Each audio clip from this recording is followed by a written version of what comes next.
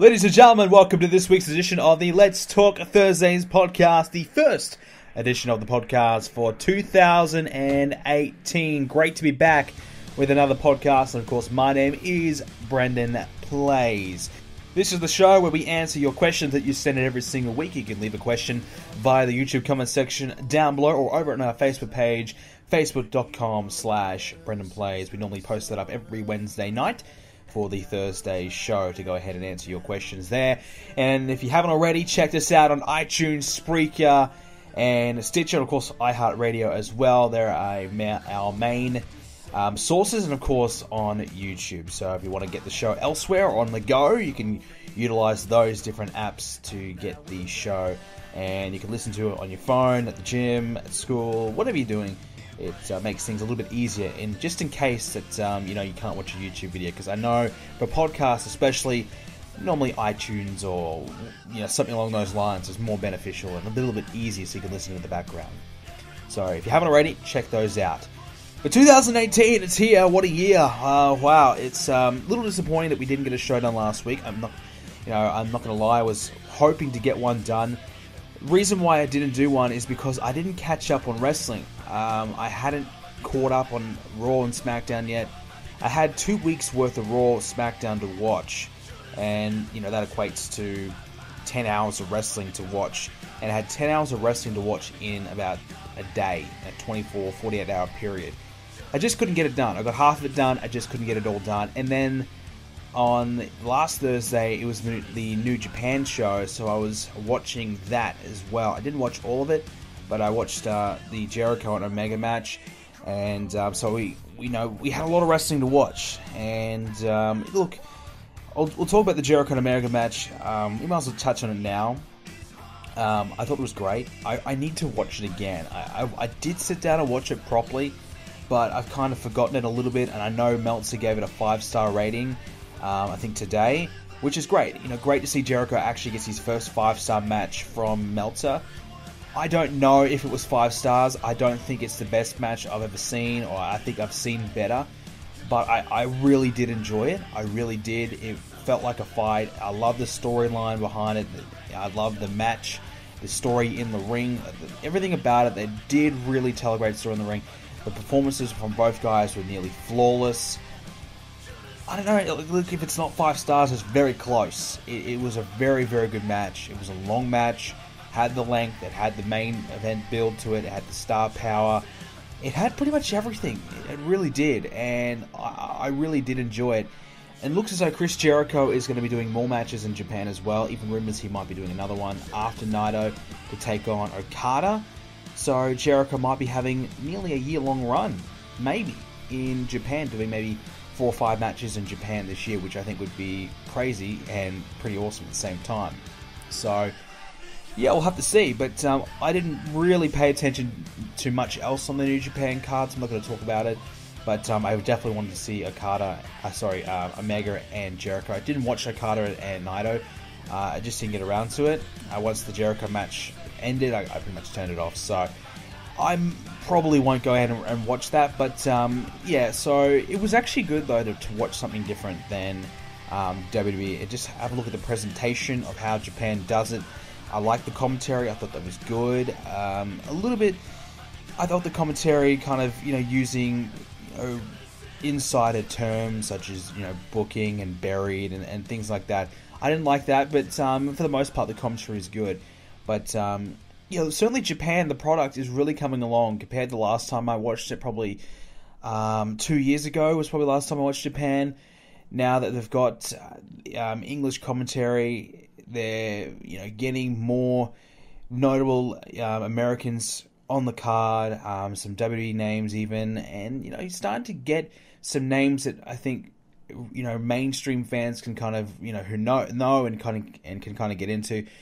I definitely think Japan could be a threat to the wrestling market. Obviously, it's not going to impact WWE, but they're doing really well. It goes to show that even in 2017, in 2018, you can make a splash in wrestling. You can be successful, and they drew, I think it was 35,000 people in the Tokyo Dome. So that's really, really freaking good numbers for wrestling. And I know Japan is still very strong for wrestling, and America is dwindling, but it goes to show that there are other places for the guys to work, and if they have to work in Japan, they have to work in Japan. But it's good to see something else doing well and presenting wrestling quite well. So just to sum it up, I guess Jericho and Omega very, very good. And I know that's kind of last week's news now, but certainly need to go back and rewatch that match. And obviously Belter given it 5-star rating.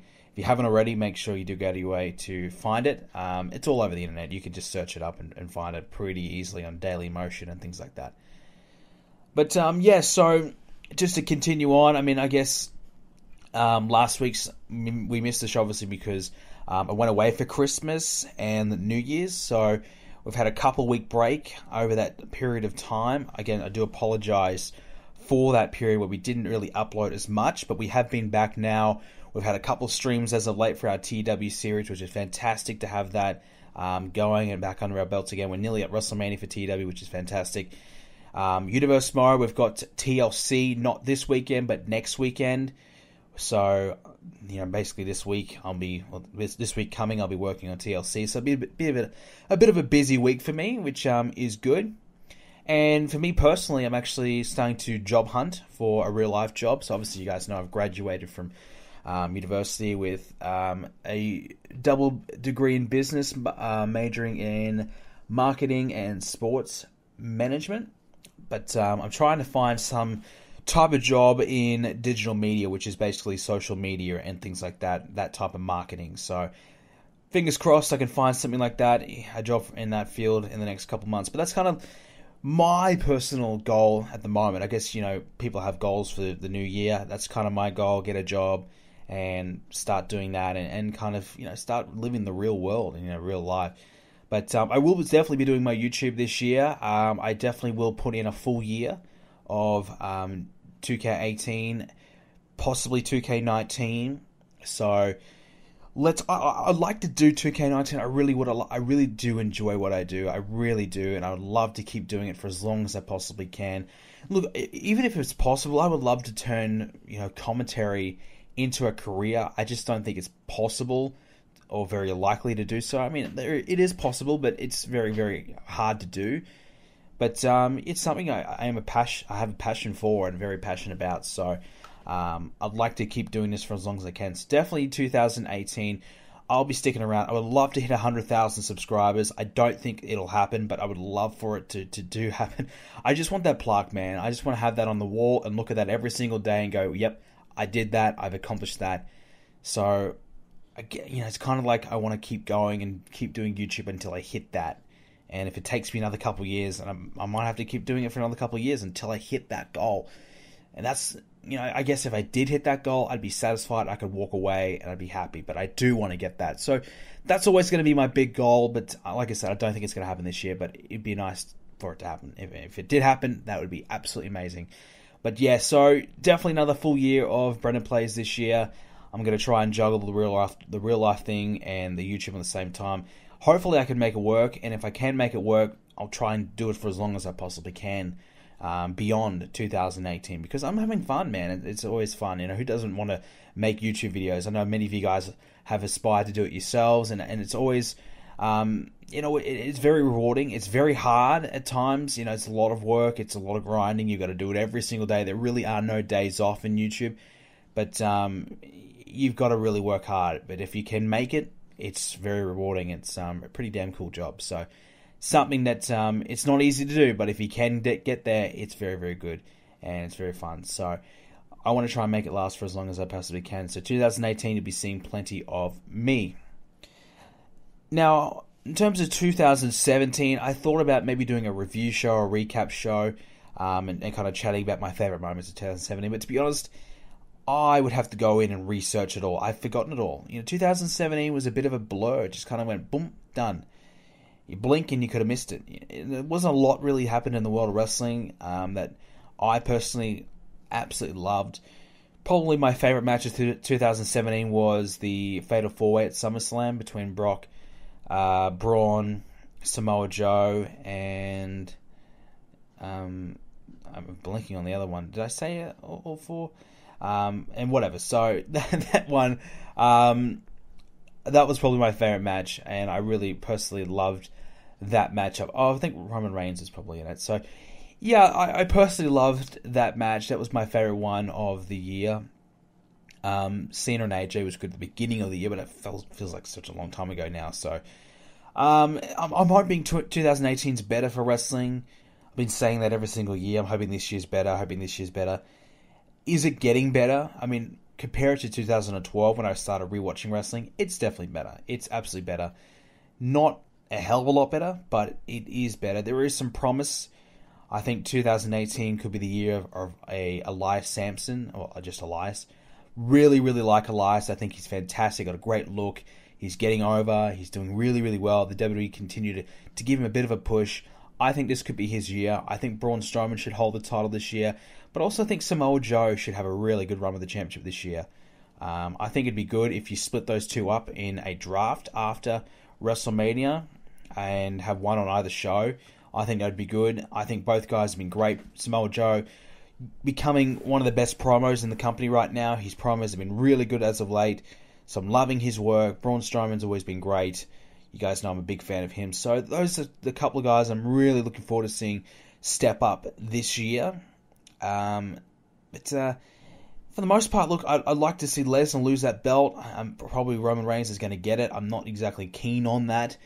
We've kind of seen that a little bit, but let's hope I'm wrong. But that seems as though that'll happen for a long period of time. Maybe Nakamura gets the WWE Championship from Smackdown, which could be cool and something different and exciting for him. But yeah, I mean, it's just not a hell of a lot going on right now in WWE in terms of this week, but we'll talk about it a little bit. But the Royal Rumble obviously coming up. It just doesn't feel like there's a lot of excitement about the Rumble. It seems like there's more excitement about Raw 25 than the Rumble at the moment, which is disappointing. But when we look at the Royal Rumble, there's the Women's Rumble, which is now confirmed to be 30 women. We thought it was going to be 20. I thought it was going to be 20. I thought, no way can they put 30 in because they're going to need 10 surprises. And is 10 surprises really a surprise at that point? You know, we know that they need to fill, nearly 10 spots, probably 10 spots.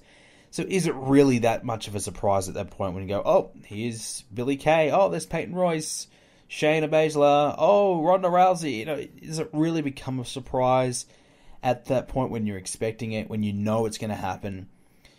There's an absolute guarantee that there has to be 10 surprises. So it's not really a surprise at the end of it. So the only surprise is who is going to come out. And I still think there is some spots now.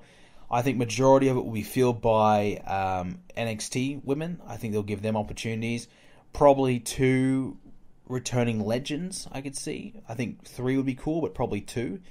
Because if you're a woman, who wouldn't want to be in this match? If you could still wrestle, who wouldn't want to be in the Women's Royal Rumble? Because it's the first one, it's historic, it's something the women have never been able to do.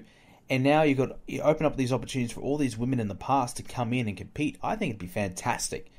So if they can land some names to get in the match and do something, that'd be awesome. If you could get a leader to come and do it, it'd be awesome. Or Trish, Beth Phoenix, Michelle McCool. These women, Victoria. Some of these women can still get in there and probably do it. And at the end of the day, what do you have to do? You go in, you punch a few girls, you throw a couple of people over the top rope, and then you get thrown over yourself. It's done. It's the easiest thing to do. So it is not, it is very possible that these types of women can get in. It's not that far-fetched to think. So the other thing is, we've got 2 hours of a Royal Rumble out of a 4-hour pay-per-view. It's going to be a lot of Rumble. And they did say more Rumble than ever. And if this is what the plan is going forward, I just feel like the Royal Rumble concept could just get oversaturated. That's a lot of Royal Rumble in one night. And I would assume the Women's Royal Rumble will open the show. And then the Men's Royal Rumble will close it. So, yeah, I don't know, man. It's going to be a 2-hour period where you don't have a Rumble. But the Rumble is very exciting. The Rumble is probably the most, enjoyable pay-per-view of the year. It's the most exciting. You always know something's going to happen. But, yeah, it's a lot of Rumble. A lot of Rumble this year. I'm personally excited for it, yes, but I just don't know. I just don't know how both Rumbles are going to go. What's going to happen? Which is good in a way. You don't know who's going to win this thing. I guess the favourite would be Asuka to win the Women's Rumble. If not, maybe Ronda Rousey if she's in it. But, it's tough to really predict. I think Asuka would probably be the safe bet at this point. I'm sure if they can get Ronda, it'd be great. If they can't, then Asuka will be the plan. Because, if Asuka loses, then she loses her first match. Is that correct? I mean, I wouldn't count the Royal Rumble as a loss, to be honest. That's a multi-person match. I wouldn't count that. I'd only count a singles loss as an ending of a streak. I know some people see that differently, but I personally say if it's not singles, it doesn't really count. Unless they get pinned themselves. If you get pinned, then it counts. But if, let's say, your tag partner gets pinned, well, did you really lose? No, your partner lost. So I think if Asuka did lose, it wouldn't be the end of the world. And quite possible you could see her get double teamed straight away and everyone in the Rumble gangs up on her and gets her out of there. I could see WWE doing something crazy like that. Or Asuka comes in and destroys 10 people out herself. And again, it wouldn't shock me if Nia Jax and Asuka had some type of confrontation in the match.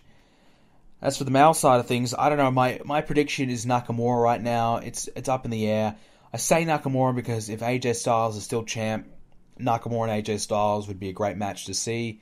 And I'm sure they've got that match in their mind as a potential match for WrestleMania. I'm sure they would like to have a match that will tear it up and tear the house down. So that's a match I think would work and fans would like to see. I would love to see it. So that would be a safe match. And if he won the Royal Rumble, I think most fans would be okay with it because they would probably get AJ and Nakamura in the future. Who else? I mean, I don't know. Roman Reigns, does he win and take on Lesnar? Is that how they do it? If Reigns wins, though, I think it'd be a pretty big uproar. I don't think people would be happy about it. But I think they can get Reigns the Lesnar match without having to do the Royal Rumble win for him. I think I would reserve the Rumble win for someone like Nakamura who can use that big win to catapult him to the championship. So that's my pick. I could be very wrong. Could be someone completely different. But I just can't see anything else at this point. I mean, it's possible that Cena could win or anyone could win. It is possible, but it's up in the air. I don't know. That's the thing. This year's Rumble, it is different. It is unpredictable, which is good. I think last year's, we were kind of thinking it was a little bit unpredictable as well. That Randy Orton ended up winning it, which was ridiculous. I don't know why he won that. Did nothing, accomplished nothing, did nothing for anybody. So, yeah, I don't know, man. I would hope to think that they'll put someone new over. I personally, I wouldn't even have Strowman in the title match. I'd just have him win the Rumble and then go to the championship at WrestleMania, but they don't really have the bigger guys win. I think it's nearly time that you have someone like Strowman size win the Rumble. I think it's been too long. I think, you build the Rumble as, these monsters are so tough to get out and so hard to beat in this Rumble match. I think it's time that we have someone of his size win it. It doesn't have to be this year, but I think in the next 3 or 4 years, I'd like to see a monster like Braun Strowman win it. But, yeah, look, I don't know. Nakamura's my pick, I guess. Speaking of Braun Strowman, we'll segue into Monday Night Raw, and Braun Strowman took down the stage and put it on Kane and Lesnar. That was pretty crazy. Now, obviously, they had these, these things to catch the fall of the stage, so they didn't get hurt at all. But still, it looked good. It looked good on TV. It was a pretty crazy thing, and you had Lesnar get carted off in the hospital, saying he doesn't want to go. Then Kane, for whatever reason, Kane gets to stand on his feet and walk away. I thought that was a bit silly, but look, made Strowman look good. Something different, something we haven't seen. And I just noticed with that segment, going backstage and doing stuff backstage, it's exciting and it's memorable. We think about Braun Strowman earlier in last year when he took Reigns out of the ambulance and threw the gurney down the stairs or whatever. Things like that. I think moments like that are memorable, and they stay with you, and they mean more than just throwing a guy through a table in the ring or hitting a couple power slams, things like that. I think that's a major thing missing with WWE. And we've mentioned this on the show before, but outside segments, we think about the Raws in the past where Stone Cold would destroy the limo, come in with the milk, the beer truck. Had the shopping mall fight with Booker T. Moments like that take place outside the ring, and they have fights backstage or away from the ring. These are the types of moments I think WWE missing. I think they played Mr. Socko and Vince McMahon in the hospital, that type of thing. That's a moment you will forever remember. You know, you're going to remember moments more so than matches. And I think that's something WWE is definitely missing more so now. But unfortunately, we're not going to get any because WWE is so tight on their budget right now. I mean, I think I watched Smackdown and AJ Styles, his entrance, they had a loud bang to represent the fireworks that would have happened in his entrance. I know that they do the same for Kane as well. It's really sad that a multi-million-dollar company, a billion-dollar company really, can't even use some pyro. You know, I go and see a cricket match, and they have flames going in the air whenever someone hits 4 or 6 runs. So, you know, that type of atmosphere. They had fireworks in the halftime show, and I know that's only happens over a 6-week period, and WWE's every single year, every single week, and that cost would accumulate more. But WWE are making more money. They would make a lot more money than this cricket match would ever make. So it just blows my mind that they're not doing this. I just don't get it. Pyro only adds to the show. You might think it's a minute thing, and yes, has the show quality degraded because we haven't got it anymore? Not really, but I think when you go to a wrestling show and the music for the show starts, the fireworks are going off, and you just get yourself pumped up. It just excites the crowd, and you take that away from the crowd. The crowd miss a component of the show that makes it more entertaining. So it might not be entertaining for people on TV or matter that much, but I think in-house, in-crowd, that type of thing, the pyro, the fireworks, they matter. And I think it's disappointing WWE have gone away with it, and it just feels silly when they just pipe it in with AJ Styles and Kane, and I'm sure there's others. Lesnar comes out at the start of his entrance and doesn't have the fireworks anymore. It just doesn't fit. It just doesn't feel right or look right. I don't know. But it is missing from the show, and it's kind of sad to see it all go. But anyways, moving on, Matt Hardy, he had his new theme song and look debuted, and he had a match against Kurt Hawkins. I saw a lot of hate for Matt Hardy's new theme song on Twitter. I liked it. I like it. I really don't like this laugh off. Matt Hardy doing his weird laugh that I bet Vince McMahon just loves to death and wants to hear him do it as much as he possibly can. I don't personally like it, and having him and Bray just laughing off. What I did like, though, is Bray Wyatt showing the expression in his face that, wow, this guy is really strange. This guy is weirder than I am. This guy is out of this world. This guy is really crazy. That type of expression, showing that Matt Hardy really is this weird man. And, we've seen Bray Wyatt do some weird and wacky things himself. So for Bray to think that, that's good. That adds to the storyline. So that type of expression was good. But the laugh off, and we're seeing it every single week, we need to see something different. We need to go to the next step between these two. They've had each other go face-to-face a little bit now, which is good. They're seeing it in the ring now. But we need to stop this whole Matt Hardy laughing for a minute straight uncomfortably. Very forced as well. I think we need to start seeing the next step in the character of Matt Hardy. Yes, we know he's got a weird laugh, and that's great. Do it at times, but don't do it every single week for long periods of time. Do it, for 10 seconds. Matt Hardy does his weird laugh, Bray Wyatt laughs back, they stare each other down. It didn't have to be this long, drawn-out thing that they created it to be. So, I think we need to start seeing the next step in the Hardy character, what that is. Do we see something in the Hardy compound? Do we see him introduce Vanguard 1? Do we see these other different elements of the Hardy character starting to come in? Or do we see something away from the ring? Or what happens? I don't know.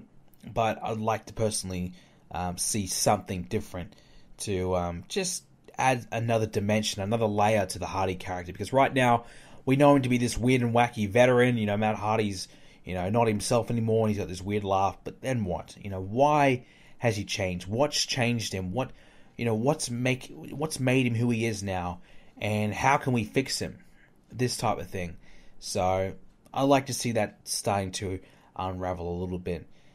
The Miz made his return this week and pretty much said that he's coming after his championship, which is the right call. Miz and Reigns again having on Raw 25. That's a big match for the show, which is great. I like that. Miz came back, great promo. I like his look, a bit of a different hairstyle, looks good.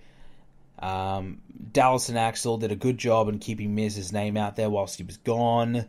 And look, I like to see Dallas and Axel not treated as such jokes. I mean, it's very hard when you have a team of two guys that have just been treated so poorly to bring them back without sacrificing someone else. It's hard, but I'd like to see them attempt to do it. But I think it could be possible we might see Jordan, Reigns, and Seth against the Miztourage in the future. I think it's pretty likely to happen. So, yeah, looking forward to that one as well. We might see the club against the three of them as well, because obviously Finn Balor beat up the Miztourage every single week, so that probably will happen as well. So a couple of trios now on Raw. And Jason Jordan with Reigns and Rollins is a very odd pairing. Doesn't suit, doesn't feel right, and obviously I don't think it's going to last long, but I'm glad that they're trying, they're weirded out by Jordan, who's, trying to fit in, be one of the boys. I'm glad that they're, being a bit standoffish there and not allowing it and not just accepting him in straight away. So I'm liking that, at least doing something there with that. What I didn't like, though, is Titus Worldwide beating Cesaro and Sheamus in a roll-up. Look, if you've got a tag team getting a title opportunity at the Royal Rumble, they shouldn't be losing. If they're getting a title shot, they shouldn't lose to a team that hasn't won a match in 3 months. I don't know why that happened. There probably will be a rematch next week, and I'm sure they'll beat them pretty easily next week, but I just don't see the point in doing it now already. But, look, is it a push for Titus Worldwide? I would like to see them get pushed, but I just don't personally see it happening. But it would be not the worst idea. And we mentioned it a moment ago, the club. Finn Balor's back with Gallows and Anderson. I think it's a good call. Finn Balor's doing nothing. Gallows and Anderson are really doing nothing. Does Finn Balor turn heel now? Does Gallows and Anderson turn face? Where do they go with this? I think Finn Balor heel turn wouldn't be the worst. The crowd like him, and when the crowd likes you and you do turn heel, it's not a worst idea to do it then, because then you at least get some support and it'll go over well. But Finn's doing not a lot, and I think pairing him with Gallows and Anderson will help him out big time. There's chemistry there. They've worked together well in the past, so capitalize on that and try and make something of it and turn Gallows and Anderson's careers around, because it's not looking good for those two. But that's Raw. Not a bad show this week, but yeah, I mean, Raw's obviously right now feels like the better show, but it's just not a lot happening. We're just kind of treading water a little bit until the Rumble. Smackdown this week, we had AJ Styles. Last week they announced he's going to defend the title in a handicap match. Obviously, I'll chat about it this week. I like it. Something different. Co-champions, is it a possibility? Yeah, it could be. I wouldn't be against it at all, but, it's a big call. I don't think AJ's going to lose. I think there's still something that Shane McMahon's going to do to screw over Sami Zayn and Kevin Owens. He's going to make sure that they don't get that title, so he might get himself involved in some type of way. But so far, I'm liking the feud. It's, incorporating a lot of different people, but, it's not a bad idea. Speaking of people getting incorporated in the feud, Orton and Nakamura, I've just noticed they're really not doing a lot. The last few months have been pretty quiet for these two, not doing a lot. Just being sidekicks and filler at times in this AJ, Sami Zayn, Owens feud. I'd hope to think they're doing better and will do more in the future. If Nakamura wins the Rumble, of course he will. Orton, Orton's always going to be okay, but Orton and AJ would certainly be a fun match. Wouldn't be against that, but just not a lot happening for Nakamura and Randy Orton right now. They're just teaming up a little bit together, but not going for the tag titles. They're teaming up just to take on a few other guys and have these matches. But yeah, just not a lot happening between those two. And I think that's disappointing. You want to have two of your biggest names always in the mix doing something, whether it be in the US title or competing against each other, something. But they're just not doing a lot. Currently not a big fan of Mojo Rawley. He's advanced in the US title tournament, obviously beating Zack Ryder. Not really liking the presentation of Mojo. I don't like his theme song. I don't think it suits him at all. First time I've heard it was obviously on this week's SmackDown. Yeah, I'm just not feeling it. I just think it's okay. I don't see Mojo Rawley as championship caliber, but then again, who do they really have that is? I'd like to think Bobby Roode will win this tournament and get the US title and run with it and make that championship mean something for a while. Fingers crossed that is what happens, but I'm not holding my breath. I think it could be probably Jinder that will win it, and he'll get that championship instead of the WWE Championship, which is, probably what he should have won to begin with. I think Jinder winning the US title would have made more sense, obviously being anti-American. Would have made more sense to begin with, and would have helped him learn how to be a champion without all the pressure being on him to begin with, and then you can have him ease into that role, and if he gets better, then you think about giving him the world title. So they kind of did a little bit backwards if this is the way they're going to go. Gable and Benjamin had a good promo this week. They had a segment with Daniel Bryan. This team is going well. I'm a little bit up and down, though, with this tag division. I don't ever recall Gable and Benjamin turning heel. I must have missed that. So I'm starting to find that they're more heelish than face. I always kept thinking they were babyface, so that's my bad, I guess, for missing that. But and the Usos, are they heels still, or are they a face? It's a bit blurred for those two guys as well. So wouldn't mind seeing them kind of differentiate those teams and kind of pinpoint what they are and go from there. And Rusev Day, speaking of tag teams, they lost to Breezango this week. This is WWE's problem. Something catches on fire, something goes really well, like Rusev Day.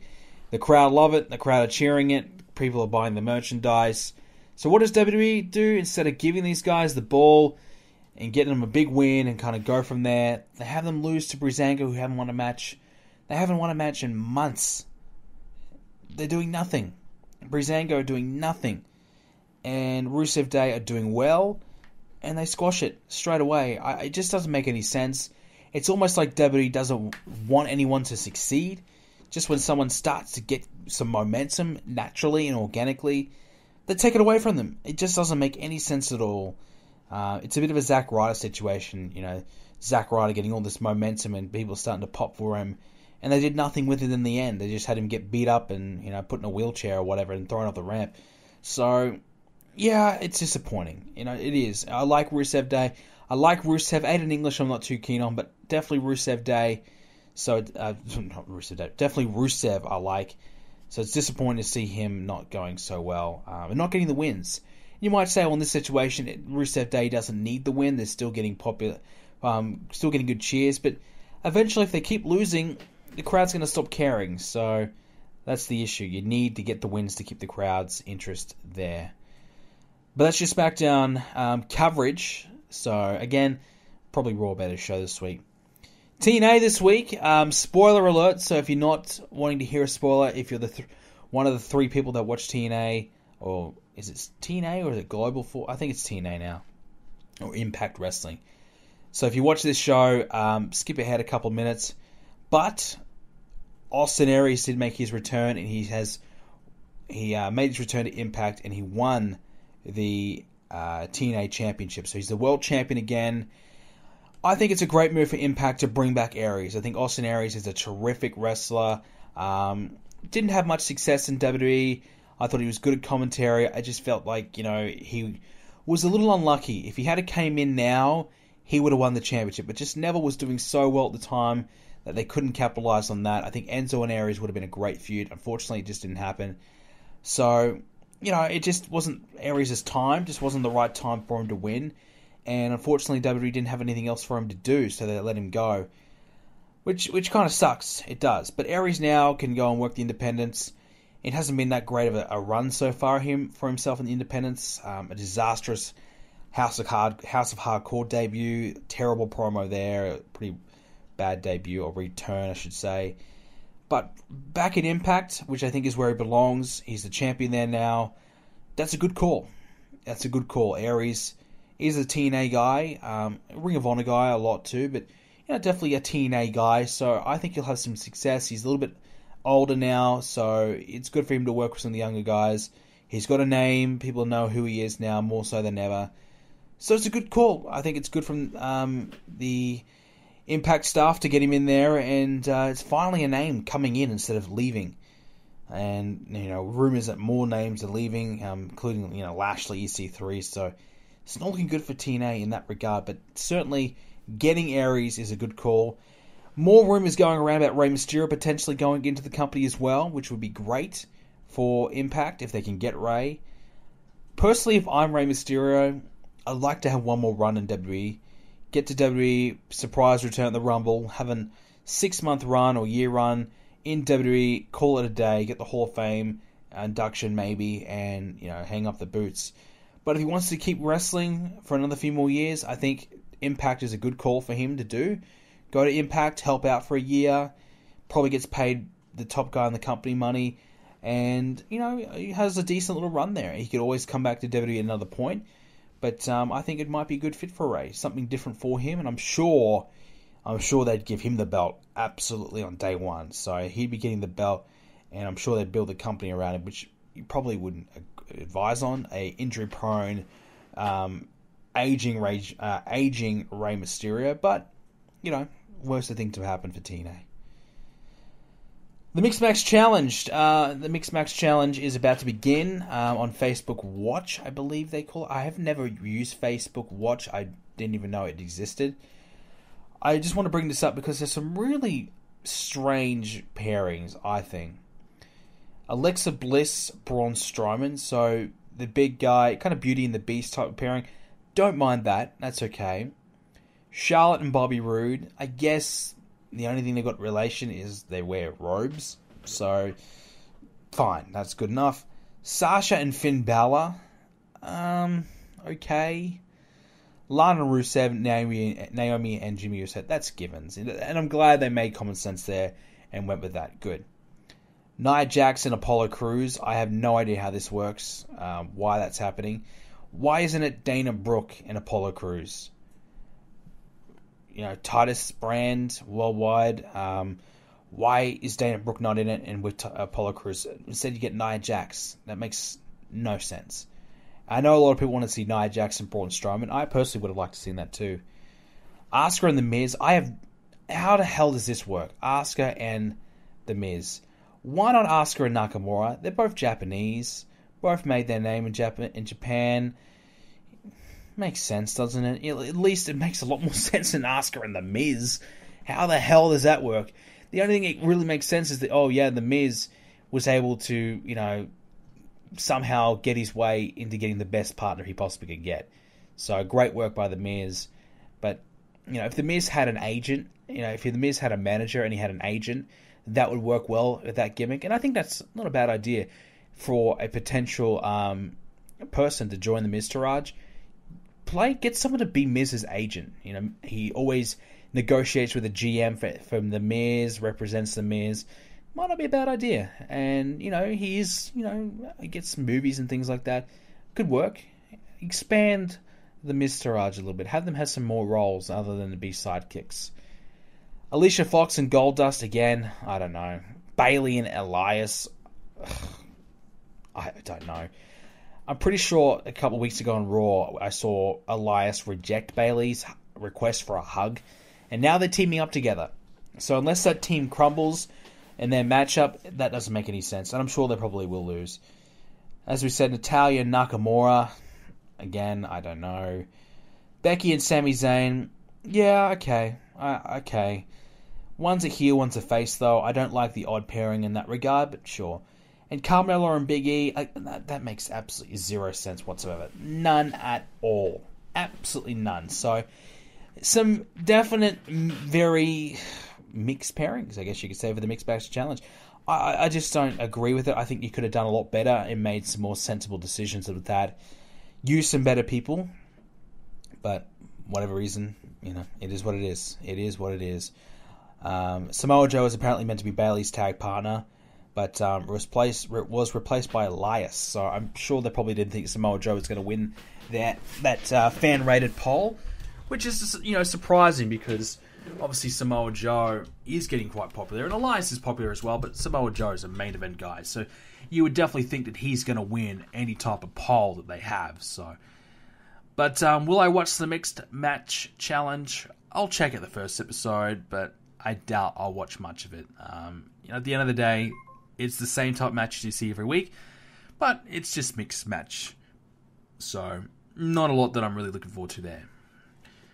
Raw 25, the 25th anniversary of Raw, is coming up very, very soon, and lots of new names have been announced. I'm going to read off the names now of who will be appearing on that show. So there's quite a few legends that will be showing up. So we've got Sergeant Slaughter, who Sergeant Slaughter's always not too far away from a reunion or something to do with legends. He was like that go-to quintessential legend that used to pop up for every single thing. Every single time they needed a legend for any old school show, Sergeant Slaughter was always there. The Godfather, I don't mind that. The Boogeyman, I'm happy with the Boogeyman. I'm cool with that. I liked the Boogeyman when it was around. And the Boogeyman's a character that you can always kind of pop up every now and then, and it makes sense. I'm sure he'll do something weird and disgusting with somebody. It'd be funny if he interrupted an Elias concert or something like that, something really crazy. Brother Love, he'll be on there, which that's interesting. I didn't expect to see him there. Teddy Long, yep. John Laurinaitis, yep, that's okay. Maybe something to do with the authority figures there, the GMs there. Maybe Teddy Long and John Laurinaitis can say they can do a better job or something like that, or they were the better GMs. Ted DiBiase, Sr., he'll be there. X-Pac, the big one, Stone Cold Steve Austin, so he'll be there. It'll be interesting to see what they do with Austin. Will he be in a big role? Maybe he'll go face-to-face with Lesnar or something, I don't know. Ric Flair, he'll definitely be there, which is good. We want to see Ric Flair. The Dudleys, that's good to see. The APA, look, I don't know. The Dudleys probably won't do anything in the ring because of Bubba Ray's injury. The APA, so JBL will be back again, which is good to see him again, I suppose. Scott Hall, I think, Kevin Nash is there as well, so that's good. So, nearly the NWO will be there. New Age Outlaws, the Bella Twins. I expect the Bella Twins to announce they'll be in the Women's Rumble on that show. The Undertaker will be there. I think we're all kind of interested to see what's going to happen to him. What is he going to do? Is he going to announce that he's going to have another WrestleMania match? Is he going to be in the Rumble? What the hell is the Undertaker going to do? Shawn Michaels, he'll be there as well. He kind of pops up every now and then, anyways. Triple H, so we've got both DX there, and then majority of the other sections of this list is just main roster guys: Cena, Lesnar. Jim Ross and Jerry Lawler will be there, which is good. Reigns, Rollins, Ambrose, Asuka, Strowman, Bliss, Joe, Sheamus, Cesaro, Kane, Kurt Angle, AJ Styles, Randy Orton, and Jinder Mahal. So some SmackDown guys will be there as well. But look, it's pretty stacked. I don't know how they're going to find time for all these guys to come out. I think it's going to be just legend after legend, really, unless they have a lot of them come out at once. But for me personally, I think this could be the best Raw in a long time. If they do it well. If they do it well, they have some crazy things happen, I think it'd be fantastic. And I'm really looking forward to it. I think it's going to be a great, great show. And I think it's probably nearly must-see, can't miss. So I expect WWE to get a major rating, maybe in the 5 million mark. I think 5 million would be a realistic goal for them to try and accomplish for that show, which that's about 2 million extra than they normally get. But that's your wrestling chat. We've got some questions that we'll get to in a moment's time. Before we get there, quick gaming chat. So, obviously, this Christmas period, lots of new games have been out. Most people have been picking up new games. But for me personally, I've been still grinding Fortnite. I know it's the in-game right now, but I kind of jumped on the Fortnite bandwagon before it got that popular. So I kind of feel like I was, I was cool in that way. I got there before everyone else did. Wasn't any good, but I'm starting to get good at Fortnite. I've been streaming a little bit more. Expect to see more streams from me from Fortnite. I'm playing it every day right now. I'm getting more wins. I'm getting better at the game. I'm feeling confident on it. So just want to kind of mention that there will be some more Fortnite streams. I'm really, really enjoying the game. I played Mario Odyssey again the other day, so I picked that one up for myself. Looking forward to that. I found out that they're bringing Donkey Kong Country to the Switch. Donkey Kong Country Freeze, I think it is. So the Wii U version. I'm really excited for that because I'm a big fan of Donkey Kong Country. But probably the big thing that I got over Christmas, my girlfriend got me the Super Nintendo Classic, the mini version. So a SNES Classic, and I've been loving that. So I put some extra games on it as well. So I've got about 50 games in my SNES Classic. But it's really awesome. I've been able to go back and play Super Mario, obviously Yoshi's Island 2 Mario, I love that. It's one of my favorite games as a kid. Donkey Kong Country 2 was one of my favorites as well. Just a host of games that I played on the SNES that I'm just so happy that I get a chance to play. But some that I haven't even played before as well. I got to play Metroid. I've never played that before. That was cool. I can start up Zelda. I haven't had a chance to play that one yet, but I'll definitely play that soon. Chrono Trigger, I think it's called. I've got that one, so I'm looking forward to playing that. So there's a lot of games that I've got there that I haven't played, some classic games. I even got a chance to play the old Atari and the Sega Genesis as well over Christmas time, so that was cool, playing some old games. So if you get a chance to ever get one of these old consoles, definitely do it. It's definitely worth it. It's a lot of fun. The SNES Classic only comes with 20 games when you get it, but you can put more on there if you do hack it in a little bit of a way. Keep it wide. But if you do a few different things on it, you can add some more games to it, and it would be awesome. If not, you can obviously get on your computer or whatever. But there are ways where you work around that and add more games, and if you can do that, it'd be great. I personally will be loving the fact when they bring out these Nintendo 64 Classic. That, for me, will be the big one. I cannot wait.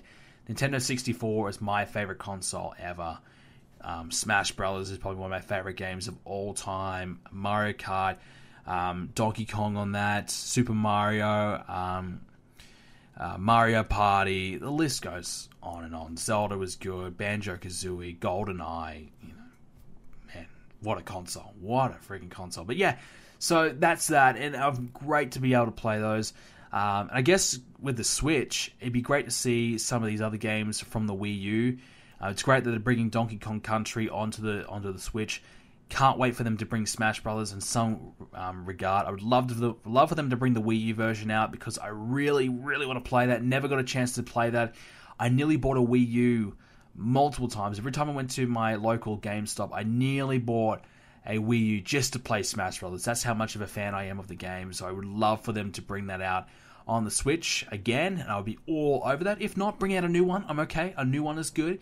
But I would rather them bring out the Wii U version, and then after that, maybe another year down the track, bring out a new one, because I know it's going to be a while for the new one to come. So in the meantime, let's bring out the Wii U one so I can play that. That would be great. So that'll get me on the Switch a little bit more with a few more different games. So for now, I'm still going to play Mario Odyssey, still going to play Zelda. I haven't had a chance to play the new Wolfenstein yet. I've got it, Assassin's Creed, these other games. I need to get to them, but I've just been playing too much Fortnite. I need to stop playing Fortnite, and I need to start playing some of my other games, get some more trophies, and more of that.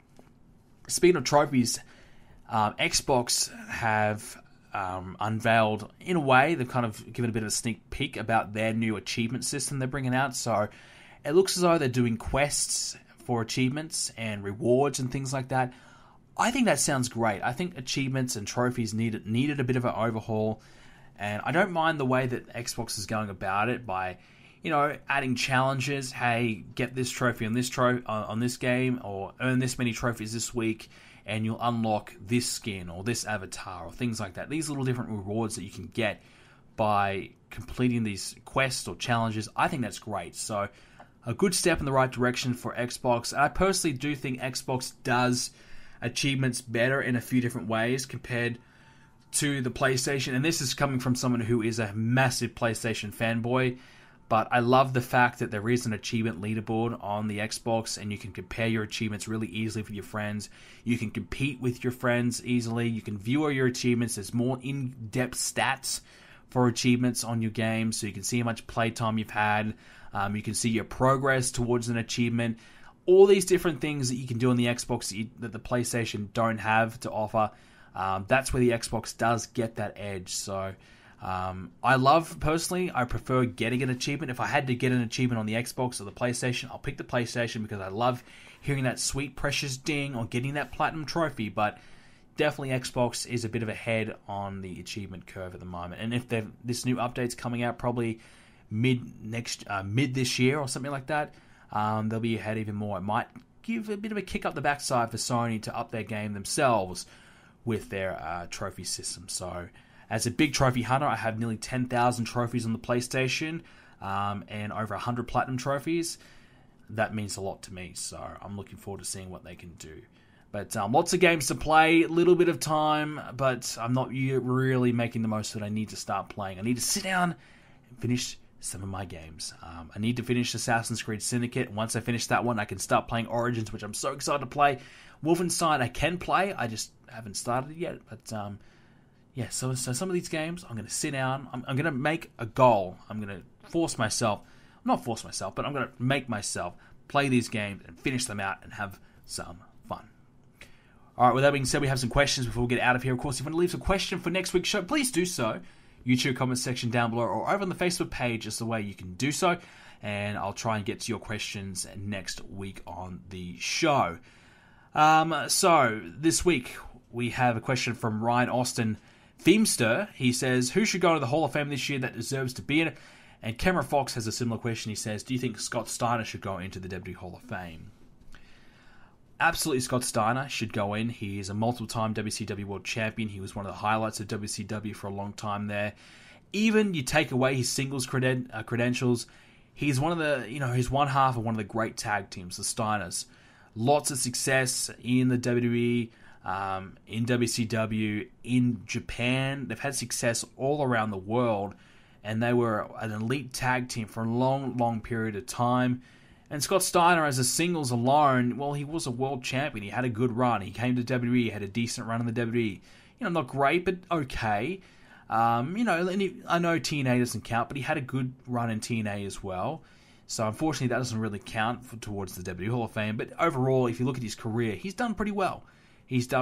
So I've always been a fan of Scott Steiner. I like him a lot. I think I personally loved his crazy antics in WCW. He's unpredictable promos. Who knows what he was going to say?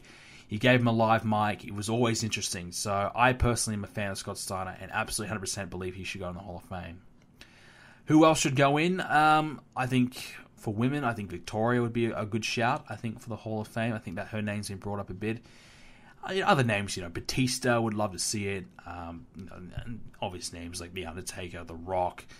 Those guys should definitely be in amongst it. But I'm kind of bad with coming up with names. But you got Mark Henry. Is he done? Is he retired? If he is, maybe Hall of Fame for him. You got Christian. You can think about him. There's plenty of names they can get in. It depends on the pecking order who they're going to go with sooner. But you want to probably cover more older veterans while you can. So I like to see more of those types of names come in. I just kind of forget who is in the Hall of Fame and who's not. I know there's a list online. I think it's called Not Hall of Fame or something like that. If you Google that, it comes up with a full list of who's not in the Hall of Fame. So check that one out, and you can decide for yourself. But there's a couple of names I'm just off the top of my head, but I'd have to think about and go and check who's not in the Hall of Fame to give you an accurate list. Maybe when it gets closer to Hall of Fame time and we start getting some announcements, I'll kind of come up with a few more people I think should go in. Cameron Fox, he says, what did you think of the Jericho to Mega match at Wrestle Kingdom? Look, it was good. Like I said, great to see it get 5 stars. We talked about it earlier on the show, obviously, but great to see it get 5 stars. I think it's great that Jericho is wrestling in Japan. I think it's really good for the wrestling business. It's something exciting like that's happening. Something like that can possibly happen. And it's great to see that he's sticking around to do more. I think he's done some great work. I've loved the angles leading into the match. The match itself was great. I'm looking forward to seeing what else he does. I think it's going to be exciting, and I'd love to see WWE do more in Japan. I personally think if I'm Triple H, I'm looking at NXT, I personally believe they need to start sending some of their NXT talents overseas. Send them to Mexico, send them to Japan, the UK, send them and work different independent promotions, work, I guess, quote-unquote, the territories, and have these guys learn different styles, develop their skills, put them in different situations, learn different situations, and learn how to adapt on the fly. I think that's the problem with NXT right now. They just go through the motions. They learn that's one WWE style, how they want them to work in WWE, whereas you see guys who are having more success, and more so these independent names who have worked all around the world. They know all these different things. They've got more moves in their repertoire. They've got more knowledge in their brains. And they've got on-the-job training from all these different areas. So in my personal opinion, I know WWE does tours overseas quite often, but it's a little bit different. I think I would send talent overseas, work these different promotions. If they can forge a relationship with a Japanese company, I probably won't be New Japan, but someone else, maybe Noah or someone, or All Japan, something like that. Maybe you can give back. Maybe they get a couple of All Japan guys to appear on their shows, something like that. Whatever. You could have that talent trade. Unfortunately, WWE doesn't like to do that. They'd rather set up their own Japanese promotion and then do any of that. But I just think it would be good for NXT to have that exposure and have that opportunity to work elsewhere. And I'm sure the talent wouldn't mind it. I think it's a good challenge and a good way to test themselves. So some guys, you can probably look at some guys and say, hey, you're probably a year or two away from the main roster. We've taught you the basics. You know what you got to do. You just got to go and keep wrestling. You just got to keep learning. Send them away. Send them elsewhere. Make them work the independents in different countries, even different promotions in America would be good. Go and work Evolve or whatever. Go and work these different promotions. The only problem with that is the WWE don't want to give them any support, any opportunities to get better and get more bookings and the promotions they work with to get better attendances and ticket sales, things like that. WWE are just all about themselves. But I think they've got to look at the bigger picture and realize that, eventually, if they all just know this one style, it's going to get very robotic and just go through the motions rather than, this exciting, different dynamic happening all the time. So, I don't know. That's just my 2 cents. Cameron Fox also has another one. Appreciate your questions, Cameron Fox. You always come through with the questions. What's the worst injury you ever had? I have been very lucky. I haven't had any injuries really in my life. The only injury I had was, I think it was 2017. It was 2016. I badly sprained my ankle. I did that playing indoor cricket. The way that I kind of move and run, sometimes I have the tendency to kind of roll my ankle a little bit, and I did that really, really badly when I was running, and I went down. It was like I was shot in the foot. I went down, my foot would turn pink and black. Luckily, it wasn't anything bad that happened. It just took a long time to heal. I guess I didn't heal it properly, and even now, I get a little bit of pain every now and then. Just didn't quite heal 100%, but that's really the worst thing. I have been very lucky. I haven't torn anything. Haven't broken anything, so yeah, I've been pretty lucky in terms of injuries. We've got more questions from Cameron Fox. We have questions from last week that I didn't get to. I tried to do a show last week, so I asked people to send in questions for last week's show. Didn't get to them, so we're kind of combining the 2 weeks worth of questions here. Cameron Fox has a few questions. So, what games are you keen for in 2018? Definitely Far Cry. I've played the last few Far Cries. Far Cry 3, 4, and Primal, and I platinumed them all, 100% of them all, loved them, very, very fun. Last of Us, is that coming out 2018? I think so, but probably the biggest one would be Red Dead Redemption. Red Dead Redemption, the first one, was my favorite game. I think it's probably my favorite game, probably my favorite game in the last 10 years, I don't know, it could be my favorite game ever. Just loved everything about it. Just the storyline was fantastic. It was a long storyline, so much to do. The online was fun. It was just an epic game. It really was. And I hope the second one lives up to it because I love the first one so much. I will be definitely pre-ordering and midnight launching Red Dead Redemption and playing the hell out of it. So that's my most anticipated game. I haven't been excited for a game for a while, to be honest, but that probably is the one. In terms of other games, I'm going to be doing a review on AO Tennis, which is Australian Open Tennis. That's a game being developed by an Australian company, similar to Ashes Cricket. I'll be doing a review on that. I'll be getting that game next Monday, so maybe Tuesday or Wednesday next week I'll have a review for that out. So I'm really excited to do that one as well. So that's a tennis game. We haven't had a tennis game for a long, long time. I think it's been 6 or 7 years since a good tennis game has been out. So that's also exciting just to be able to play tennis games. So I'm a big fan of tennis games, to be honest. So I'll be doing a review on that next week. So that's another game I'll be looking forward to. What are your goals for 2018? Oh, look, just get a job in the real life. Just kind of work that job and kind of gain some money and set myself up a little bit financially. And as for my YouTube, just keep on growing. Just keep on uploading as often as I possibly can. Try and upload daily and keep streaming. I want to stream more. I love streaming. I think I've really found my passion in streaming TEW. I'm really glad that I've started doing that because I'm loving it so much. So I'm definitely going to keep on streaming that. I'm really having fun doing that. So make sure you check out my streams if you can, and I'm going to keep trying to improve on that. So I just want to keep on improving, just keep getting better at what I do, and keep having fun. Keep having fun. And his other question is, how do you feel about golf? Pretty different, but I like golf. I don't watch it or anything. I like to play it. I like going to the driving range and just smacking the balls and just trying to go for as far as I can. I'm not the worst at golf. I would not say I'm good. I can't putt or anything like that, but I can definitely swing a driver pretty decently. I can't get it to go straight, but I can swing it and get a few different meters on it, that's for sure. But look, I'd like to play more golf. They're actually opening up a big new golf thing about an hour away from me, and I'll definitely be going to that. So like a big golf driving range, really high tech. So I'll definitely be checking that out, and maybe we could even record it or do a vlog or whatever. I don't know, but it'd be really exciting to do that. So I'm really looking forward to that one. Thomas Speller, name one surprise entrant you don't want to see in this year's Royal Rumble. Santino Marella. I've been hearing rumors that he might appear in both Rumbles as Santana and Santino. I really don't want to see that.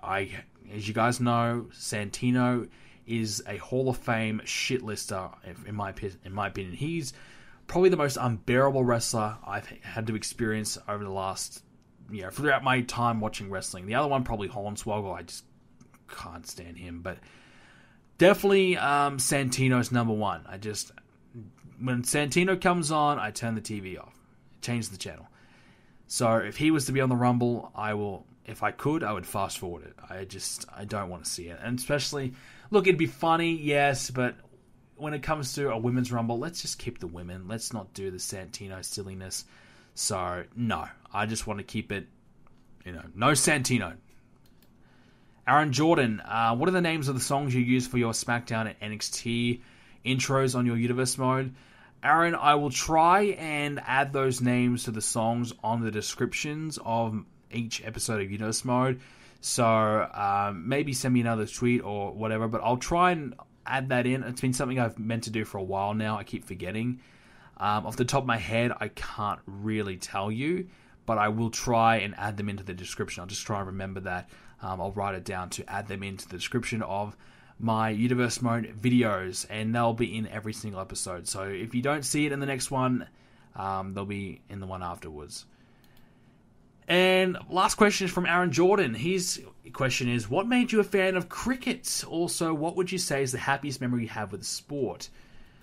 Wow. I don't know, man. Look, what made me a fan of cricket? I don't know. I can't tell you. I started liking cricket probably when I was about 3 or 4 years old. My brother played it, and I guess seeing him play it kind of got me interested. But I personally, my first memory of cricket is watching it on TV.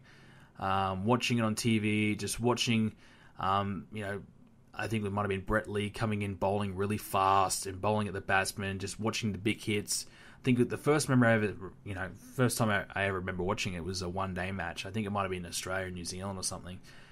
But yeah, I just love it, man. I don't know what it is about it. I just love the competition between bat and ball, the skill involved, the mental test, the challenge behind it, the game within a game, so many different variables, so many different layers about it. It just excites me. I can sit down and watch cricket all day long and have a smile on my face the entire time. I just love it. It's just such a battle. And look, cricket's kind of turned into, the T20 stuff is more so the more popular thing now. But with the Big Bash in Australia, it's really fun. I love the Big Bash. But other than the Big Bash, I'm not a big fan of T20. I still like one-dayers. I think they're still fun. But Test cricket is, for me, my favourite. What's the happiest memory you have with the sport?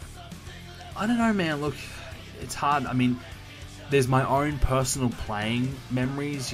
Getting my first ever half century was really cool to do that. I think I got a hat trick when I was really young. I think that was cool. Probably, getting player of the match when first time. That was cool when I was a kid. So different playing memories, my own personal little achievements. But watching the sport, probably when Australia won the Ashes or won the World Cup, That was really exciting, really great. Australia just recently won the Ashes as well. That was really great to watch.